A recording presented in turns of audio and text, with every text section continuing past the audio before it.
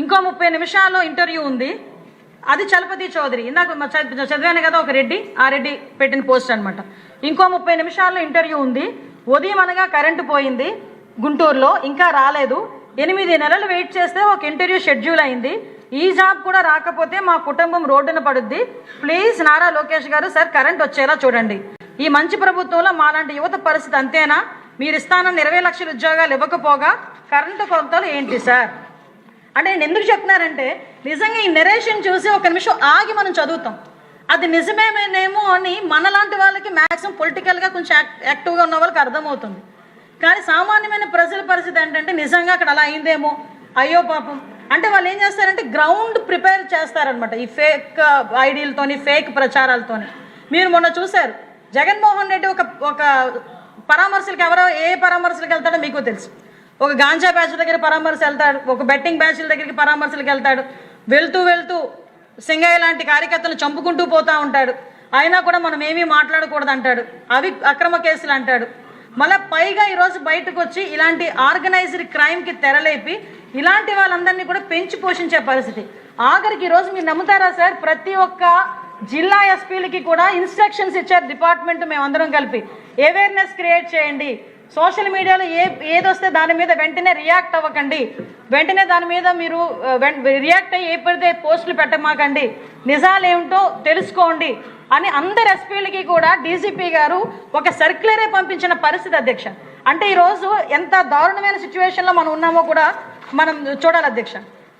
ఇలాంటి సిచ్యువేషన్స్, ఇలాంటి 1-2 మనందరికీ కూడా కనిపిస్తున్నాయి. ఇదే కాకుండా అధ్యక్ష, నేను ఇంకా చాలామంది ఏంటంటారంటే, మొన్న రీసెంట్గా జగన్మోహన్ రెడ్డి కొన్ని పరామర్శలకు వెళ్ళారు. జగన్మోహన్ రెడ్డి అడ్డుకుంటున్నాం అన్నారు. ఈరోజు మనం చాలా హ్యాపీగా చెప్పొద్దు అధ్యక్ష, ఎక్కడా కూడా ఎటువంటి హౌస్ అరెస్టులు లేవు.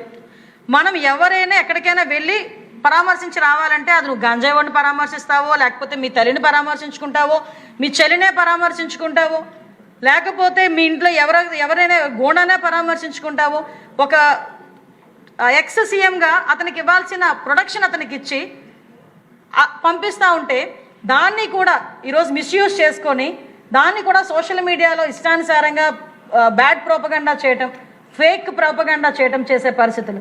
అలాంటి సందర్భంలో 1 or 2 కేసెస్ మనం పెడితే వాటిని అక్రమ కేసులు అని చెప్పి సోషల్ మీడియాలో కూడా దుమ్మెత్తిపోసే పరిస్థితి కనిపిస్తూ ఉంది అధ్యక్ష. ఒక కార్యకర్త, సొంత కార్యకర్త, జగన్మోహన్ రెడ్డి తాలూకా సొంత కార్యకర్త అతని కారు కిందే పడితే చనిపోతే కనీసం బాధ్యత లేకుండా, హ్యుమానిటీ లేకుండా ఇలా రెక్క పట్టుకొని బయటకి ఇచ్చినట్టుగా దళితుడిని తీసుకొచ్చి పక్కకి ఇసిరేసి అతని తాలూకా ప్రయాణం కొనసాగిస్తూ ఉంటే, అతను చనిపోయిన వీడియోలు అవి బయటకు వచ్చిన తర్వాత కేసులు పెట్టరా అధ్యక్ష?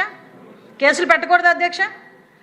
ఆ సింగయ్య ఈ రకంగా చనిపోయాడని చెప్పి ఒక ఎస్పీ బయటకు వచ్చి ప్రెస్ మీట్ ఇస్తే వాళ్ళ కుటుంబ సభ్యులను తీసుకొని వెళ్ళి వాళ్ళ ఆఫీసులో కూర్చోబెట్టి తిరిగి చంద్రబాబు నాయుడు గారిని, లోకేష్ బాబు గారిని, పవన్ కళ్యాణ్ గారిని తిట్టించే పరిస్థితి. అంటే మనం ఒకసారి చూస్తే అధ్యక్ష, వీళ్ళు చేసిన తప్పుల్ని కూడా కప్పిపుచ్చుకోవడానికి పోలీస్ వ్యవస్థను కూడా బ్లేమ్ చేయటం, మాట్లాడితే ఇష్టానుసారంగా పోలీసు వ్యవస్థని అనైతికంగా వాడుకున్నది ఎవరు అంటే ఆ రోజుల్లోని జగన్మోహన్ రెడ్డి. మళ్ళా తిరిగి ఈరోజు మనం చట్టబద్ధంగా లీగల్గా మనం ముందుకెళ్తా ఉంటే పోలీసులు ఇష్టారాజ్యంగా తిరిగి వాళ్ళని అందరినీ కూడా బెదిరించే పరిస్థితి కూడా కనిపిస్తూ ఉంది అధ్యక్ష. అంటే నేను ఏమంటానంటే అధ్యక్ష, ఈరోజు అంటే అతని దగ్గరికి వస్తే ఒకటి, మా దగ్గరికి వస్తే ఒకటి. ఎవడో బయటకు వస్తాడు, ఇంత పెద్ద బోర్డు పెట్టుకుంటాడు, ఇందాక మన గౌరవ స్పీకర్ గారు అన్నారు, వాడు పైన పెడతాడు రప్పా నరుకుతానని. మనం చేతులు కట్టుకుని కూర్చుంటామా? కేసులు పెట్టమా? అలాంటి వాళ్ళ మీద కూడా మనం కేసులు పెట్టుకోకూడదా? అంటే విషయం ఏంటంటే, కేసు పెట్టిన తర్వాత మీకు కూడా గౌరవ సభ్యులకి ఆ ఆవేశం ఉంటుంది, ఆ ఉక్రోషం ఉంటుంది, ఆక్రోషం ఉంటుంది. ఇప్పుడు మనకంటూ ఒక న్యాయ వ్యవస్థ ఉంది, మనకంటూ ఒక సిస్టమ్ ఉంది, మన గౌరవ ముఖ్యమంత్రి గారికి ఒక ఎజెండా ఉంది. ఈరోజు రప్పారప్పని వాడు పట్టుకొని నరికాడని చెప్పేసి ఇలా పట్టుకున్నామని చెప్పి వాళ్ళు ఉరిశిక్ష చేయలేం కదండి. వాడిని తీసుకొచ్చి అరెస్ట్ చేసామా లేదా, లేకపోతే అతను రిమాండ్లో ఉన్నాడా లేదా, అవన్నీ కూడా మీకు తెలుసు.